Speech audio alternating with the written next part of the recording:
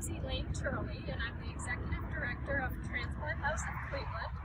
And I don't know about you, but over the last few months I've become very accustomed to seeing my awkward face on computer screens because I've been doing video conferencing and FaceTime calls just as you have.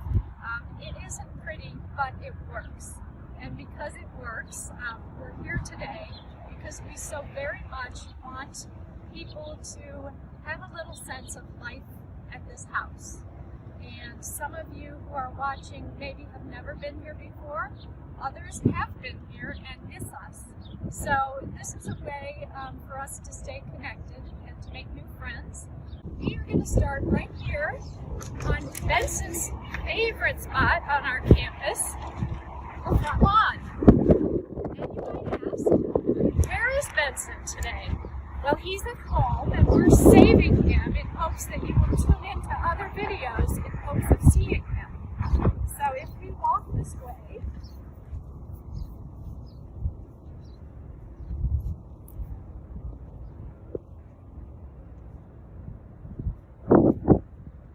this is building 1, and I am standing right under a sign that recognizes our longtime donors, Diane and Brian Vitale. And your name too could be above a door, but that will be a topic for another video on another day. We are going to wrap up our tour by showing you an apartment right inside this door. All right, welcome to apartment 15. As you can see, we have a lovely homey living room. Every apartment has DirecTV, wireless internet, a power recliner, which is a favorite of patients who have just had surgery. Every apartment has a fully furnished kitchen, set up with all of the basics, not elaborate, but everything you need down to the vegetable peeler. And we'll proceed into the bedrooms. This happens to be a 2-bedroom apartment. One room has a double bed or queen size bed.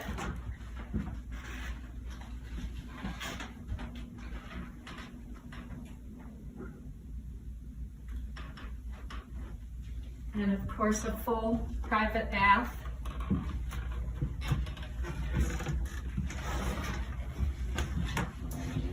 And the second bedroom here has 2 twins.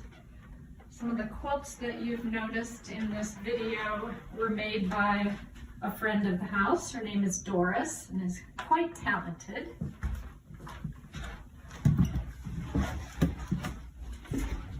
So the apartments are not meant to mimic a 5-star hotel by any means. We're in a very old building with creaky hardwood floors, and we hope that people find it charming, and most do.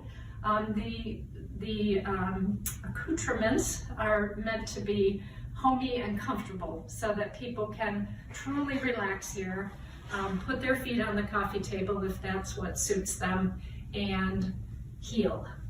Be with their loved ones and heal. My personal favorite part of the apartment, and I'm so pleased that every apartment in this building has a private balcony. So come on out and have a view. I especially love this view of all the balconies down the row, and one of my favorite parts of the evening is walking by and seeing people after a day at the hospital on their balconies and talking to one another over the edge. We've had guests sit outside and play guitar and drink their coffee, and it's nice for patients who don't feel well enough to leave the apartment yet to be able to step outside and get fresh air and some sunshine.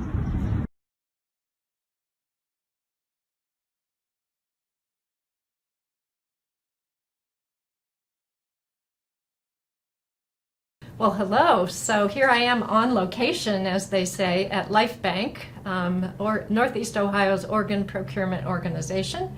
And I'm sitting with Lifebanc CEO Gordon Bowen. who's also a longtime friend. Thank you for making time to talk to me and our friends out there today. I'm wondering if you would just start by telling our friends what Lifebanc does, because I find that a lot of people aren't aware of the whole breadth of service that Lifebanc provides. Yeah, so Lifebanc has been around, actually 35-year anniversary is next year of saving and healing lives here in Northeast Ohio. So we serve 20 counties and work with 2 great transplant centers, Cleveland Clinic, University Hospitals, to save and heal lives. So when someone dies here in Northeast Ohio, they're required by law to call that in to us, and then we screen them for organ and tissue donation. And then we coordinate that whole organ and tissue donation process at Lifebanc by going to the hospitals, working with the families, placing the organs, managing the donor, getting teams in, et cetera, et cetera. So hopefully we can get those organs and they can go over to those people waiting at the transplant house. Mm-hmm. So that's the ideal for us. So again, we do a lot in the community as well. I mean, clearly our goal is to get more people registered as organ and tissue donors, because that's key.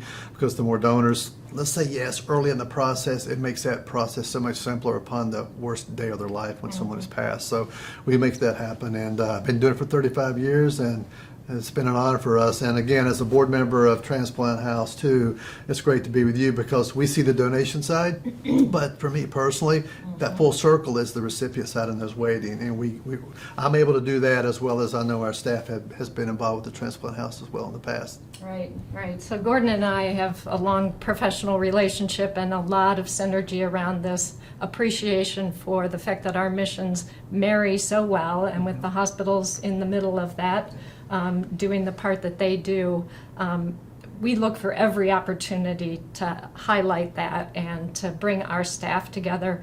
A personal favorite time of mine is when Gordon's staff come to Transplant House and serve a meal to Transplant House guests. It's not uncommon to have a call center staff member who works through the night fielding calls when there's a death, and that's the first step in a process that's very long and complicated toward organ transplantation. But that staff member might be sitting across the table from an organ recipient, and that staff member might know, I think I fielded that call. I think I was on the front end of this gift of life. So it completes the picture for your staff, and I hope they find it very rewarding, because I take every opportunity to say thank you to you, to pass on to your staff, because they're doing really, really difficult work, and your shift doesn't end because your shift ended if you're sitting near a grieving family and facilitating this process. So thank you to your staff. Oh, no problem. And I think, like I mentioned, not only me, but our staff loves it, because as I said, we see the donation side, we work with the donor families, but so often we don't see the recipient side. They're a name on a list, right? We call, we place the organ. So I think it's an opportunity for our staff to see that other side as well. And I know you've done mission moments with us at our staff meetings, and we brought in people to speak from the Transplant House in the past too. So I think it's very important for us to see that. Again, I call that circle of life is truly part of what we do, and having Transplant House as a great partner for us is a win-win for all of us. Yes, it is, for sure. So thank you. So shifting a little bit to the focus of the day, which is our Gordon Bowen Family Assistance Fund, which is a fund that sits at Transplant House but was named for Gordon. His staff here decided to honor his 15th anniversary here at Lifebanc by seeding this fund. And Gordon is about to have his 20th anniversary here, so congratulations on that. Thank you.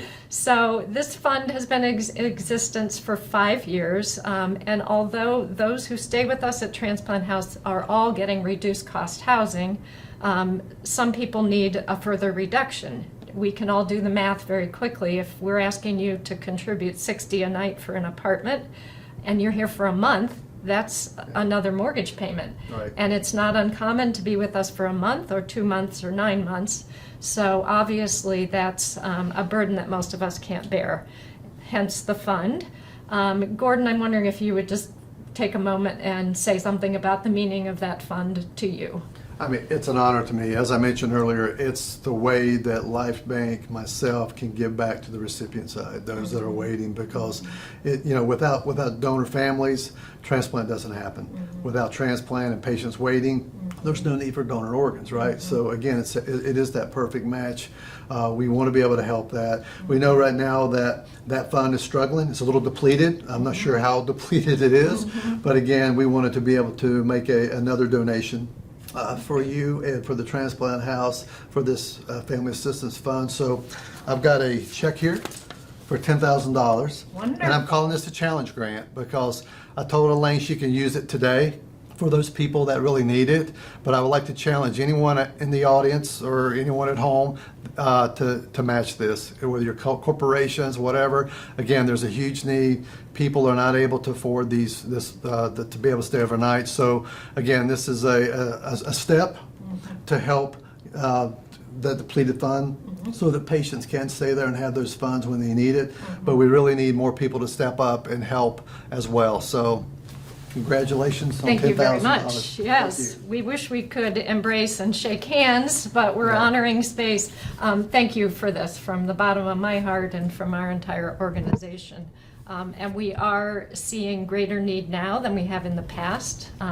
We have guests that are repeat guests with us who maybe came to Cleveland to be evaluated for organ transplantation, return again to receive the gift of life, and in the meantime this year they've either lost jobs or had reduced hours and are no longer able to make the small contribution that we ask. So this is really important to us. And I would like to wrap this up by saying, Gordon is also a mentor to me, and he's known nationally in the organ procurement organization network. And he studies what other houses do and what other OPOs do, and has wanted Cleveland to set the mark, set the bar, and do a phenomenal thing. And so we appreciate this collaboration very much and all the heart that you put into it. Well, thank you, and I hope other people will step up and help the transplant house that really need it. Me too. Thank you so much.